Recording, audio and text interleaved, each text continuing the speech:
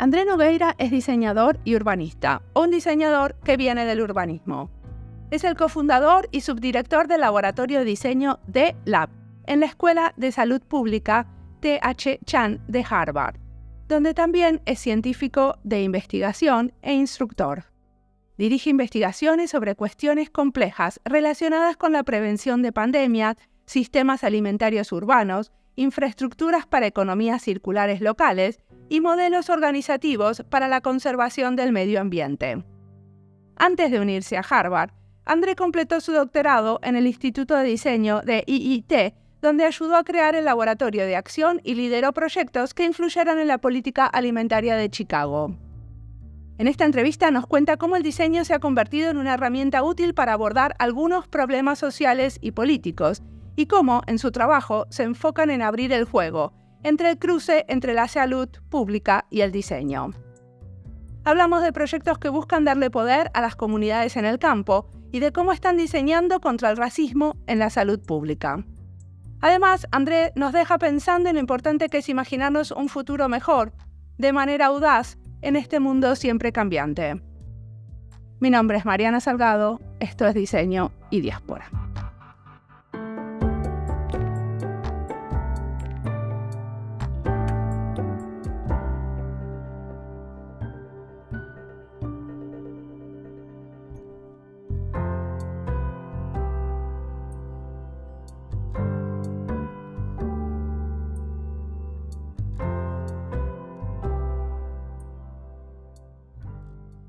Soy André Nogueira, soy el Deputy Director del Laboratorio de Diseño de la Escuela T.H. Chan de la Universidad de Harvard.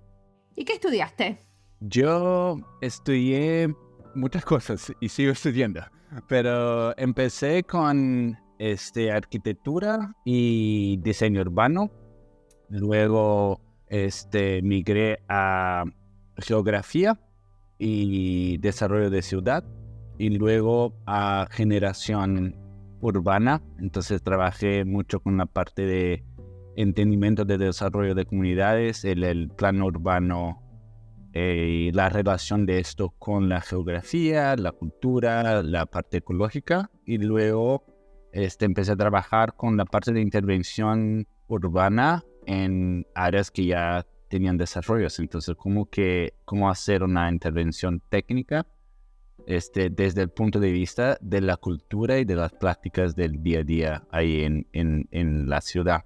Supongo que esto debe tener mucho de participación ciudadana, ¿no? De trabajo con comunidades. Sí, de la participación ciudadana todo el tiempo, ¿no? Desde el comienzo, desde la formulación de preguntas, de cuestiones, a la mirada al contexto, y luego también a la mirada al futuro.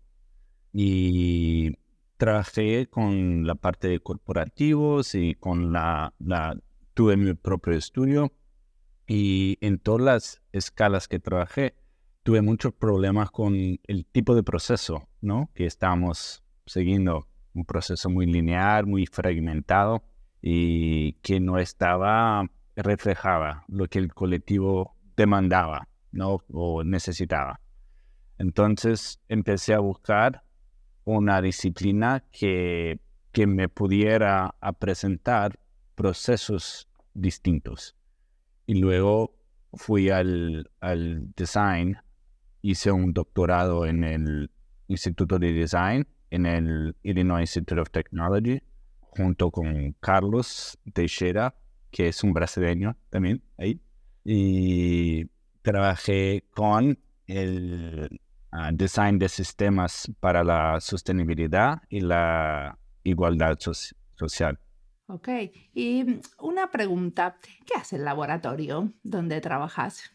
Bueno, esa es una pregunta interesante y distinta. Lo que pasa es que el laboratorio, yo hago parte, es un proyecto experimental de la Universidad de Harvard en la Escuela de Salud Pública. Ellos tienen un mecanismo que se llama Professor in Residence, que la universidad ofrece a las escuelas. Y es para invitar experts de otro campo que no el campo de conocimiento de la escuela para expandir el conocimiento de la escuela.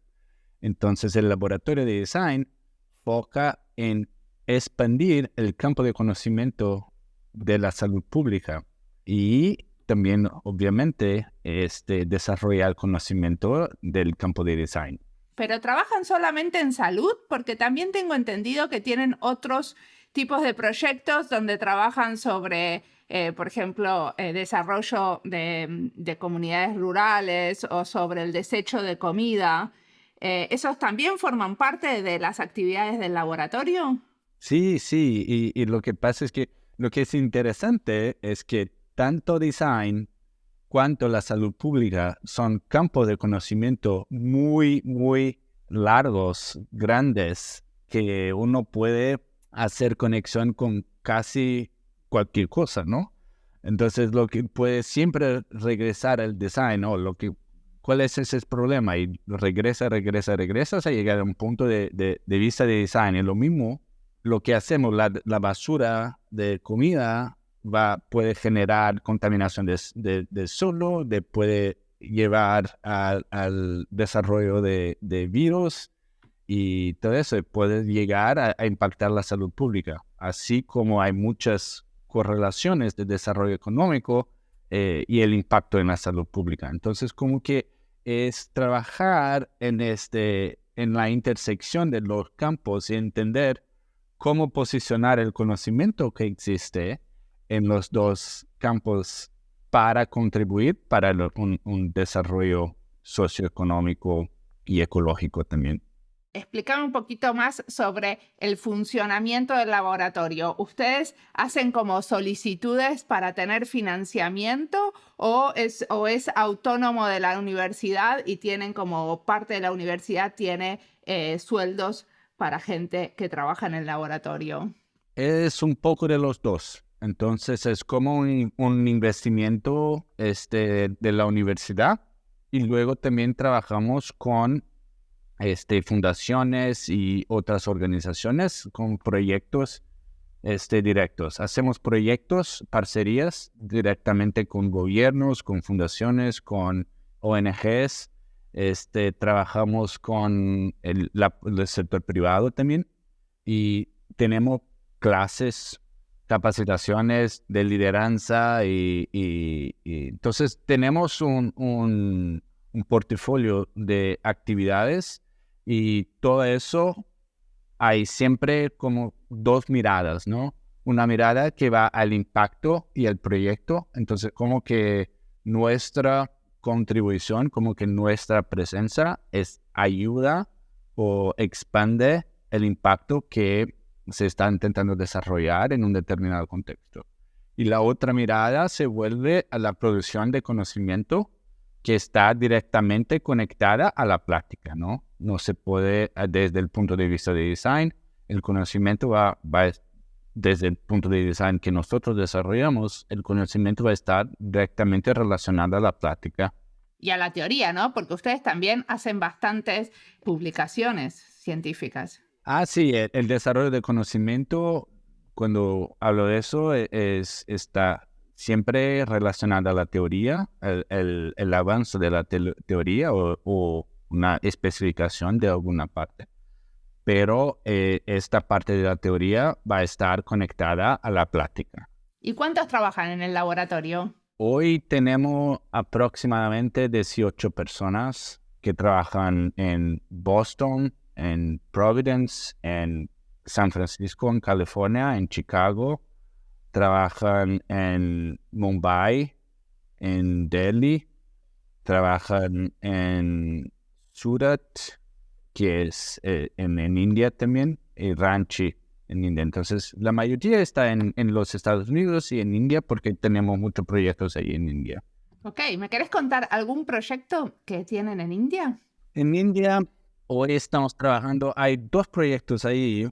Uno que es una parcería directamente con se llama Transform Rural India Foundation, la llamamos TRIF, que es una organización muy, muy, muy interesante de gran impacto y desarrollo social. Es una ONG y trabaja directamente con las comunidades rurales, solamente en desarrollo de la vida rural, de la sociedad rural, y trabaja directamente con el gobierno estatal y central para desarrollo de políticas públicas. Entonces, como que trabaja en tipo bottom-up y top-down. Y tiene un impacto muy, muy, muy fuerte en la parte de desarrollo económico, en la parte de empoderamiento de las mujeres, en la parte de desarrollo de oportunidad de trabajo y de negocios para los jóvenes en India. Y estaban buscando nuevos procesos que los podrían ayudar a expandir el impacto en conectar estos dos tipos de approach, el bottom-up y el top-down. Y trabajaron con algunos, intentaron traer el design para adentro, pero sentían que en la parte de design que estaban buscando no las estaban encontrando. O estaban completamente voltadas para el producto. Entonces, cuando tiene un desarrollo social de esta escala, el producto, solamente un producto no va a ser una gran transformación. Hay que hacer Como que ellos querían trabajar más en los procesos, diseñar esos procesos de colaboración con las comunidades. El proceso, la estrategia, entender cómo que el colectivo, cómo trabajar que le decimos across silos, ¿no? Sí. Aparte a través de los silos. A través de los silos, no para destruir los silos, sino que para entender cómo conectarlos de manera estratégica. Y cómo hacer eso de una manera estratégica, pero también productiva, ¿no? Sino que hay mucha conversación sobre la conversación. Y la gente habla, pero no avanza, ¿no? Bueno, pero eso es algo que tenemos mucho los diseñadores, ¿no? Que vamos y concretamos. Exacto, pero ahí están buscando algo concreto, pero al nivel del sistema, ¿no? Y eso es lo que no estaban encontrando con los diseñadores que estaban trabajando. Luego nos presentaron a Gates Foundation. Tenemos una Program Officer ahí que se llama Tracy Johnson y es una persona increíble. Está cambiando mucho el trabajo ahí en desarrollo. Bueno, ella es la que se dedica dentro de la fundación al diseño centrado en la gente, ¿no? A la gente y con una mirada al desarrollo de Global Health, ¿no? Entonces es la parte de salud global. Y traer el diseño para este tipo de complejidad hay que tener mucho soporte, porque el design no ha trabajado mucho en este tipo de complejidad. Sí, yo estuve en proyectos donde ella trabajaba también, colaboré con ella. Está buenísimo, ella es muy clara y también tiene como esa posibilidad de abrirle muchas puertas a las diseñadores y los diseñadores. Sí, y también abrir las puertas con guidance, ¿no? Con un soporte muy, muy fuerte, con una orientación buena y muy atenta a las preguntas, muy abierta. Entonces, ella que nos presentó al TRIF y invitó a TRIF a conocer el tipo de trabajo que nosotros estamos desarrollando ahí en el laboratorio de design en la escuela de Harvard. El trabajo de TRIF impacta la salud pública, pero no está limitado o solamente enfocado a la salud pública. Entonces, nos pusimos a trabajar en conjunto a traer el diseño para la parte de salud pública en conjunto con el desarrollo de las áreas rurales ahí. ¿Y qué hicieron concretamente? Hasta ahora fueron 18 meses de exploración y conocimiento para que ellos aprendan la metodología, para que nosotros desarrollamos y adaptamos los modelos, las herramientas de design para trabajar ahí con ellos. Y fue muy interesante hasta ahora porque estamos exactamente tipo, bueno, ¿qué parte de design vale a eso? ¿Qué parte no vale? ¿Por qué traer eso y no eso? Y cómo trabajar de una manera que nosotros desarrollamos competencia ahí, ¿no? Que no hagamos una relación que se cree dependencia, ¿no? Cómo desarrollar la autonomía de los diseñadores locales. Totalmente.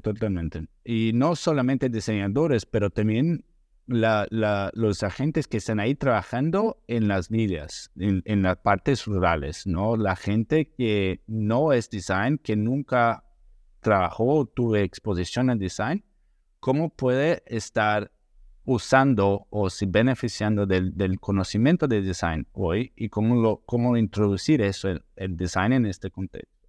Entonces trabajamos con la gente directamente en las villas, haciendo inmersiones y trabajando directamente, por ejemplo, se llaman self-help groups. Son grupos de mujeres independientes, que empezó independiente y hoy hace parte de un programa nacional. Hay muchas partes de las zonas rurales ahí en India que la mujer no tiene ni un nombre colectivo, un nombre en la parte pública. Es llamada de la hija de, la madre de, la esposa de, y de siempre un nombre.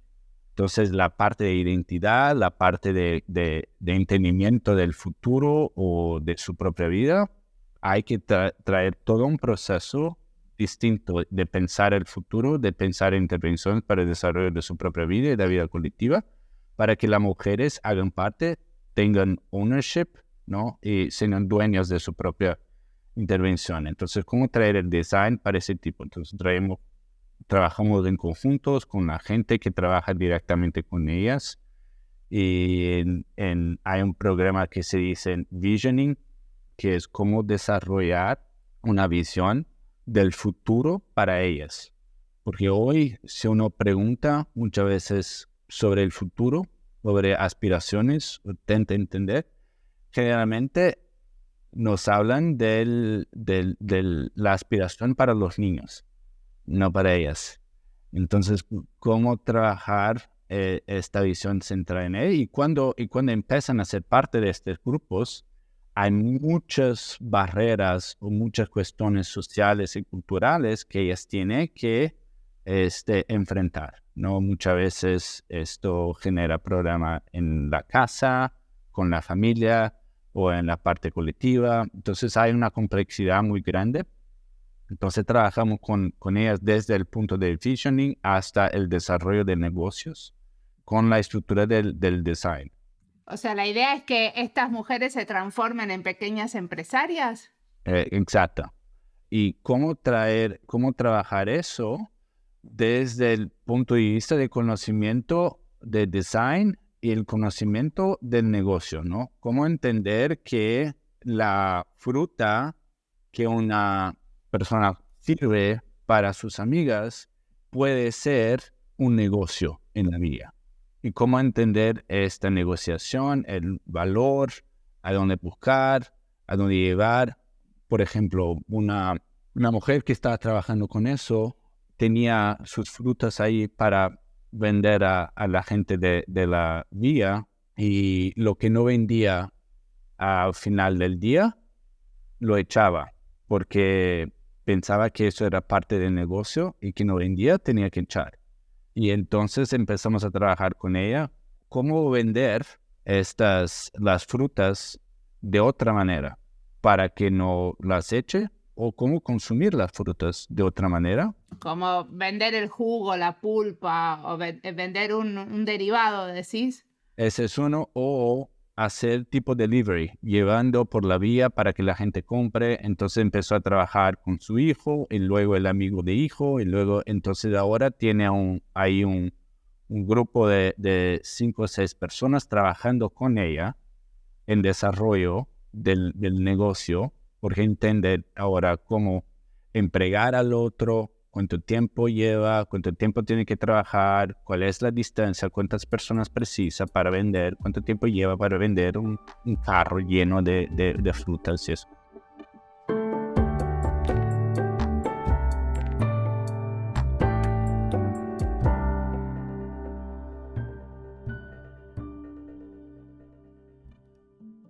Esta entrevista es parte de las listas Salud y Diseño, Estados Unidos y Diseño, Sin Fronteras, Diseño Feminista, Diseño con Perspectiva de Género y Diseño Inclusivo.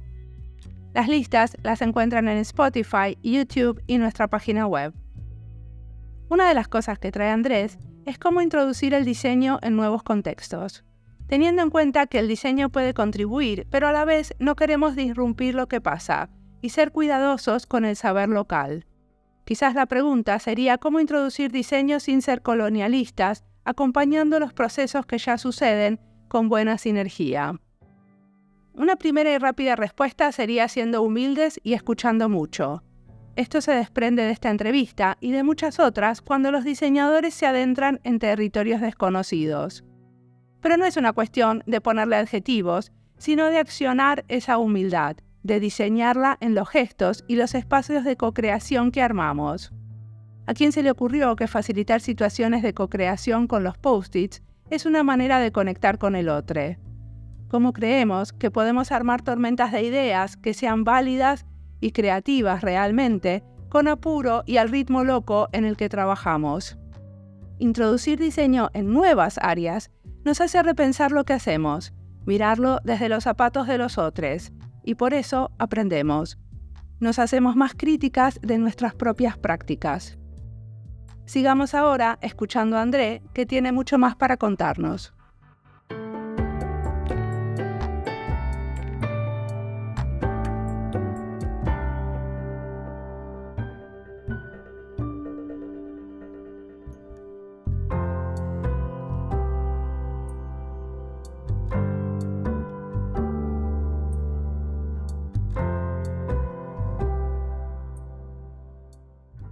Una de las cosas que vos mencionaste es que esta ONG con la que ustedes colaboran trata también de influenciar en la política pública. Ustedes en relación a este proyecto, ¿cómo quieren influenciar en la política pública? Entonces, este proyecto tiene hoy distintos programas que son ofrecidos por distintas partes del gobierno y que cada parte tiene su propia orientación, su propio interés, su propio budget, su propia intención, todo, ¿no? Y cuando uno llega a la vida, al contexto, entiende que las mujeres y la gente que trabaja con las mujeres están intentando conectar estas partes distintas, pero la complejidad de la conexión está todavía quien tiene que enfrentar es el individuo. No hay un sistema para ayudar la conexión de estas partes. Entonces, por ejemplo, el programa de Visioning es uno. El programa de desarrollo de microbusiness es otro. El programa de microcrédito es otro. Pero cuando uno ve la conexión de los tres, es obvia, pero no es tan obvia para lo que están ahí en el contexto y para lo que están desarrollando e intentando buscar recursos y orientación y desarrollo de política pública para ayudar a los microemprendedores. Pero es como simplificar la burocracia que hace que haya tantos diferentes programas de financiamiento, ¿o es ayudarle a la persona a navegar en esta burocracia? Hay un poco de los dos. Hay porque no se puede excluir. Hay gente que no tiene interés de desarrollo de negocios. Hay gente que necesita de loans, de créditos, para hacer otras cosas que no sean necesariamente el desarrollo de negocios. Entonces hay que entender la gente que quiere conectar, cómo crear una plataforma para que la conexión se pueda ser hecha, ¿no? Lo estamos trabajando en la misma relación en un otro programa que se llama RIPA, Rural Industrial Parks. Entonces, los parques industriales rurales son microparques industriales. Entonces, son locales en que diferentes negocios pueden empezar a producir en lo mismo local. Entonces, es una colocación de negocios. Entonces, ahí hay un negocio de compostaje, hay un otro de desarrollo de saris, hay un otro de cerámica. Entonces, ahí están diferentes producciones en el mismo local hay diferentes tipos de infraestructuras, ¿no? Si va a hacer cerámica, necesita un tipo de máquina. Si va a hacer compostaje, necesita un tipo de espacio, un tipo de producción, un tipo de calidad de temperatura y todo eso, ¿no? Entonces, ¿cómo desarrollar en el estado de Chhattisgarh? Están empezando un programa de desarrollo de más de 10,000 microindustrial parks. O sea, como la idea es proveerle del espacio físico y de las infraestructuras necesarias para que también se nucleen y hagan, colaboren en relación a otras cosas que tienen que ver con armar su negocio. Porque supongo que sí, que el de la cerámica y el de los saris necesitan talleres diferentes, pero también necesitan capacitaciones parecidas en relación a armar su negocio.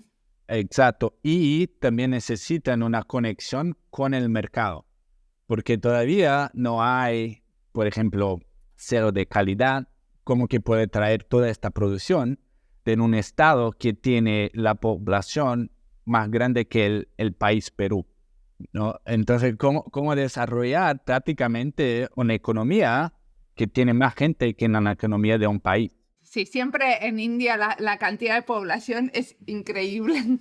Sí, no, y la escala, ¿no? La gente tipo, no, estamos haciendo un piloto con 5,000 personas. Y yo, ¿qué? Esa es una otra escala, pero lo que es interesante es trabajar, empezamos ese proyecto, ese trabajo con RIPA desde el comienzo. Entonces tenían una visión para el desarrollo y lo hicieron un draft de las políticas públicas. Y nosotros empezamos a hacer el análisis de la política pública desde el punto de vista de design. ¿Qué intervención esto va a generar? ¿Cómo que esto va a ayudar al desarrollo desde el punto de vista de las aspiraciones, de la necesidad, del deseo de las personas, ¿no? No es simplemente un punto de producción en que las personas son unidades de producción o unidades de consumo, ¿no? Como que la gente, como seres humanos, van a querer trabajar ahí, van a encontrar sus relaciones, van a crear raíces en el punto. Hoy, por ejemplo, un gran problema ahí es migración, ¿no? Así que la gente tiene un poquito de mejora en la vida, se cambia al otro punto, ¿no? Entonces, ¿cómo que esta nueva política pública y este investimiento va a mejorar no solamente la economía, sino la calidad de vida de las áreas rurales? Y va a ser un punto de leverage point, ¿no? Para empezar este desarrollo. Y ahí estamos trabajando directamente. Es muy interesante. Que pueden ir desde el proyecto específico a la política pública. Ajá. Y luego, por ejemplo, trabajamos directamente con las mujeres que son parte de self-help groups. Ahí, a entender cuál es la posición, la inclusión y la voz de las mujeres en desarrollo de esta política pública, ¿no? Porque las mujeres que quieren desarrollar los microbusiness pueden encontrar ahí una infraestructura para crecer, para tener un otro posicionamiento, para empezar a crear trabajo para sus compañeras y todo eso, ¿no? Pero ahí hay una cuestión muy distinta, que es toda la parte social, la parte emocional, la parte cultural, cómo trabajar, cómo poner mujeres y hombres trabajando en el mismo espacio. ¿Y cómo se hace? Todavía están desarrollando. Es un nuevo paradigma social y económico ahí. Entonces es interesante entender estas dinámicas y buscar una manera de traer estas dinámicas que generalmente están implícitas en las acciones, en las decisiones, hacerlas explícitas, visualizarlas para que sean punto de conversaciones, para que se cambien a una estructura de negociaciones y de decisiones que sean más, que estén de acuerdo con lo que la gente vive el día a día, ¿no? Esto de hacer las dinámicas implícitas más explícitas, ponerlas sobre la mesa y conversar, es algo que también vi en otro proyecto tuyo, que trabajaron con el tema del racismo en el área de salud, ¿no? Que tienen un proyecto sobre cómo desterrar el racismo como de los sistemas de salud. ¿Me contás sobre ese proyecto brevemente? Sí, este proyecto lo hice en conjunto con Adedwin Eisape, que fue una estudiante mía de la Escuela de Salud Pública de Harvard. Ella es una nigeriana americana, que enfrenta todos los días las implicaciones de racismo en los sistemas de salud pública y los sistemas de salud general en los Estados Unidos. Y ella enfrenta desde el punto de vista de la experiencia personal y también en el trabajo. Trabaja directamente con eso, a intentar buscar otro sistema. O sea, ella es parte de un hospital o una clínica. Ella trabaja con la parte de el homeless, la gente sin hogar. Ella está buscando un proceso que sea más orientado a la intervención y no al análisis y la discusión. Entonces, en la parte de salud pública estaba siempre expuesta a los datos, a la formulación de argumentos, pero no a la formulación de intervención. Y luego empezó a trabajar con nosotros y al principio estaba muy escéptica al approach de design y hoy trabaja directamente. Entonces este proyecto fue una exploración ahí de traer una de las herramientas de la salud pública, que es esta parte de la gobernanza, el curso y el impacto de la enfermedad, con las herramientas y los principios de design, que es traer la parte de la estructura de la organización, de los procesos de la organización y entender las relaciones de las organizaciones con las poblaciones. Pero concretamente, ¿cuál fue la intervención ahí? La intervención, en este punto, la intervención fue el desarrollo de este modelo de conexión de esos dos puntos, desde el punto de vista de design, que es desde la integración, es un modelo que nosotros trabajamos, que integra la parte estrategia operacional de ofertas y de la experiencia. Entonces integra estos 4 puntos con la parte de la salud pública, de gobernanza, de curso y de impacto de la enfermedad.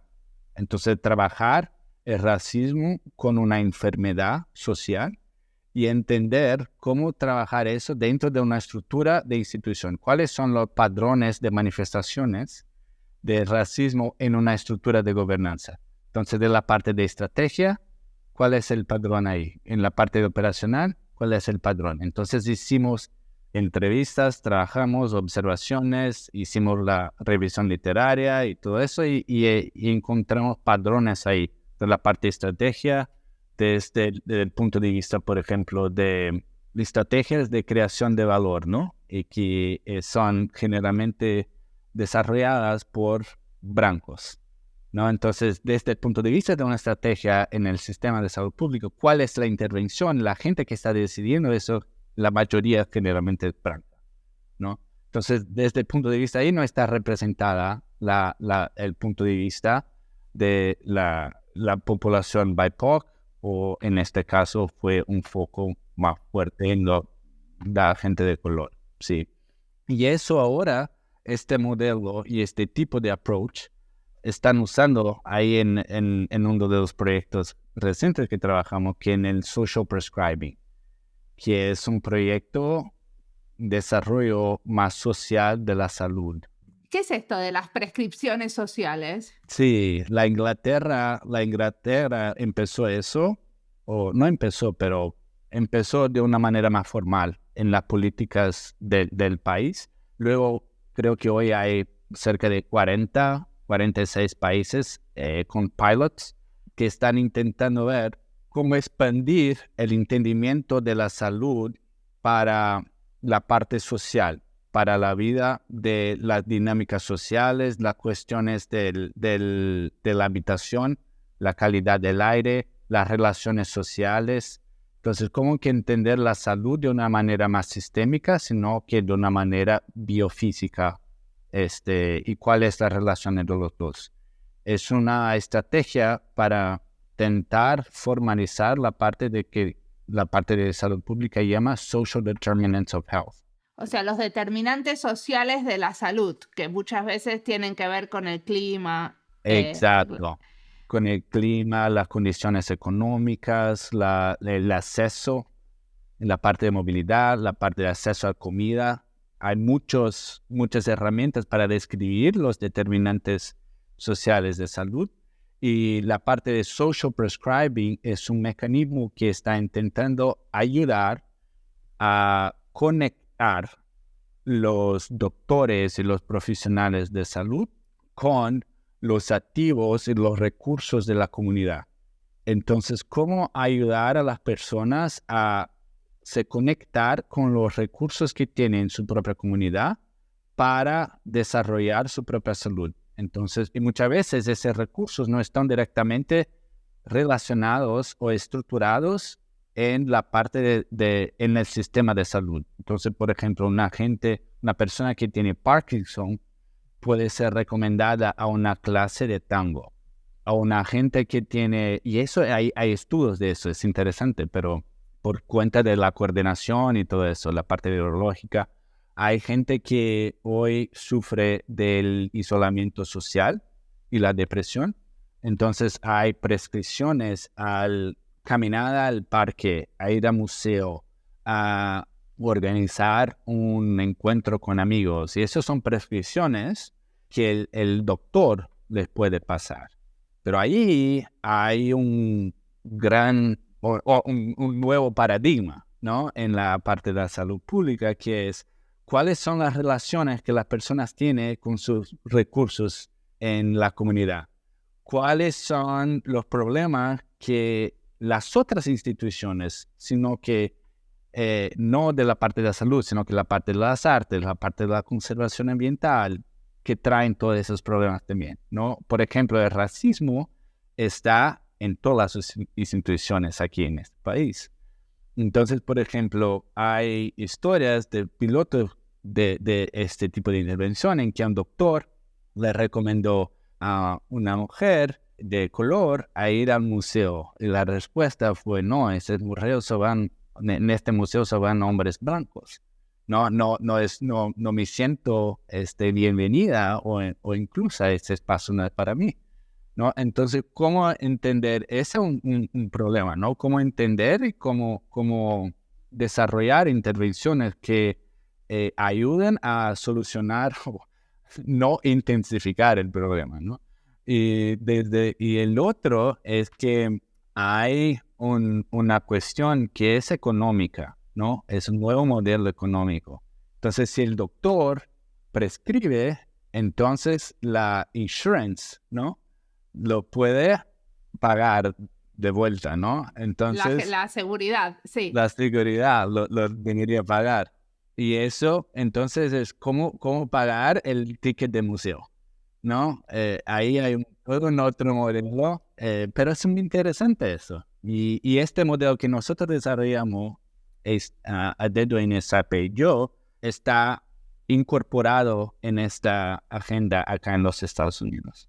Es una visión bastante holística, ¿no? De la salud. Sí, tiene que ser, ¿no?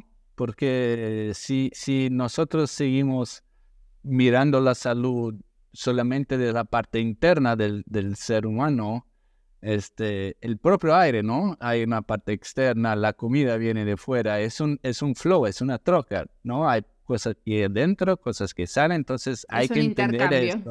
Exacto, hay que entender esta relación, ¿no? Y que la parte externa impacta la parte interna.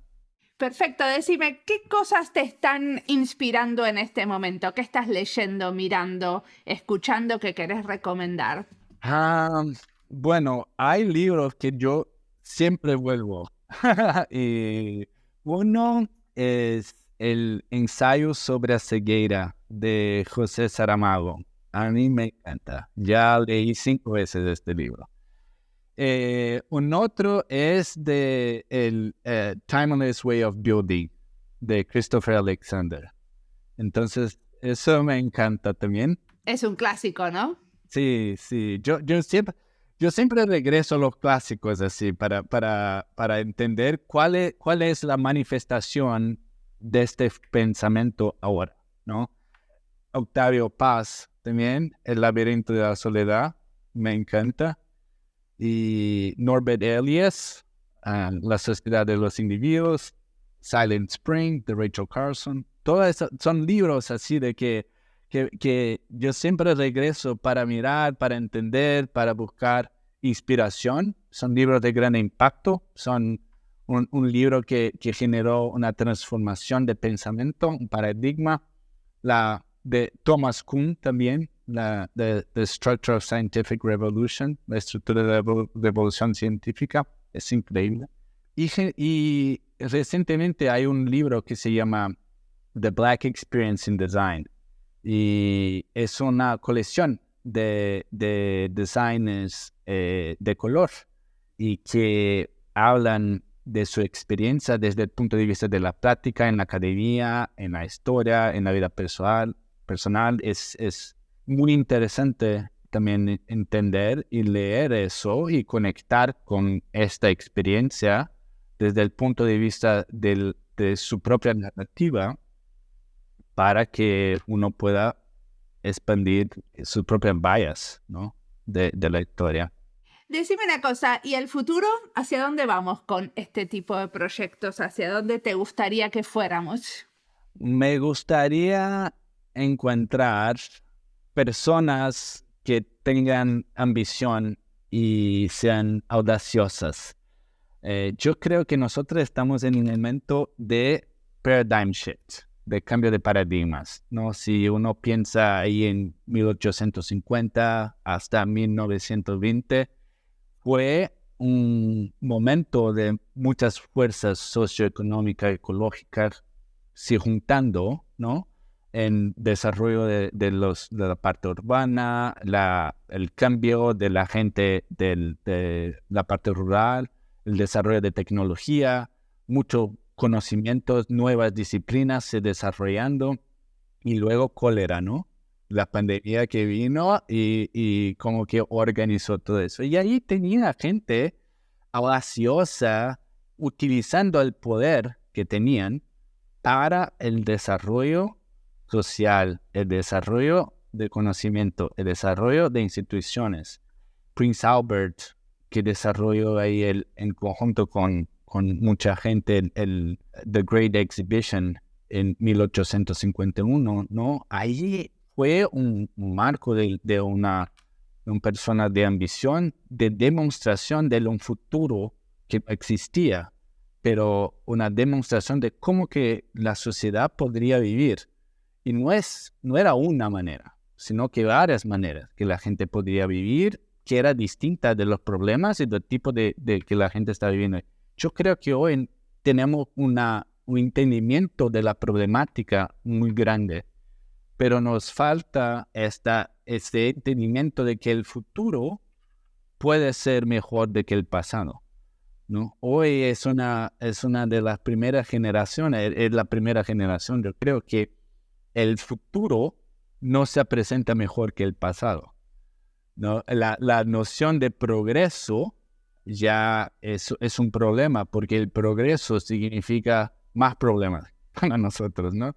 Entonces, para mí, yo creo que necesitamos, el futuro para mí es un futuro en que nosotros, en que la gente con poder, con ambición, sea más proactiva en la búsqueda de nuevas maneras de vivir, de trabajar, de entender las relaciones sociales y socioambientales también.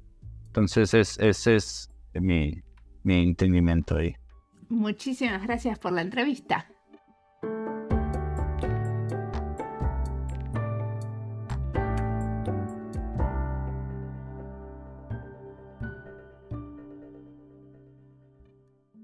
André nos cuenta cómo se puede diseñar teniendo en cuenta la raza, percibiendo el racismo implícito en muchos de nuestros sistemas.